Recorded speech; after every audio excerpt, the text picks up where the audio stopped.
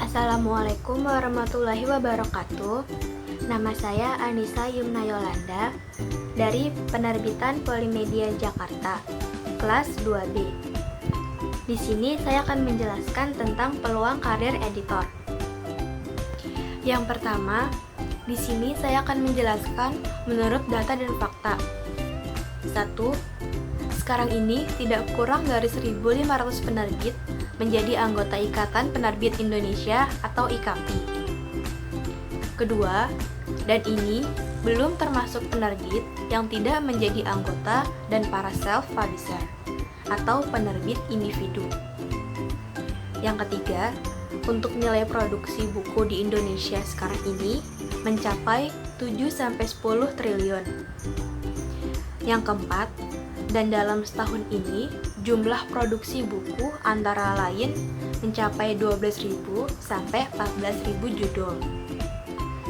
Yang kelima, rekor terbesar dalam jumlah produksi buku adalah buku pelajaran. Yang keenam, dan dalam penerbit buku pelajaran inilah yang paling banyak menyerap tenaga perbukuan termasuk editor.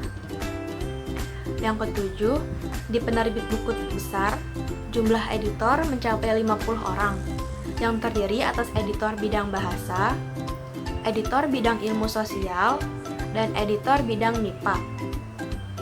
Yang kedelapan, dalam seminggu setidaknya ada 1-2 lowongan editor di beberapa penerbit. Yang kesembilan, dan tingkat turnover atau pergantian editor di Indonesia termasuk tinggi karena langkanya orang yang berprofesi sebagai editor. Yang terakhir, 10, rekrutmen langsung khususnya bagi mereka yang ahli dan terampil di bidang editing. Karena itu posisi tawar editor menjadi tinggi, terutama mereka yang profesional. Selanjutnya, saya akan menjelaskan tentang proses kerja otak sang editor. Pertama, sang editor membaca naskah terlebih dahulu. Dan dalam proses otak kiri dan otak kanan bekerja secara berbeda. Dalam proses otak kiri, editor mengedit tentang keterbacaan, kebenaran fakta dan data, kebenaran teori, kehematan produksi, dan logika bahasa. Kalau untuk proses otak kanan, yang pertama itu editor mengedit tentang empati, kreativitas, seni perwajahan, kesederhanaan bahasa, dan yang terakhir itu keindahan bahasa.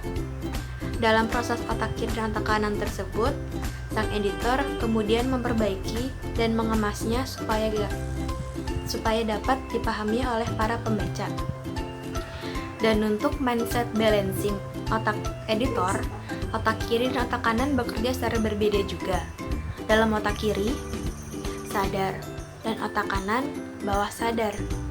Otak kiri matematika, otak kanan kreativitas. Otak kiri penalaran, otak kanan konseptual.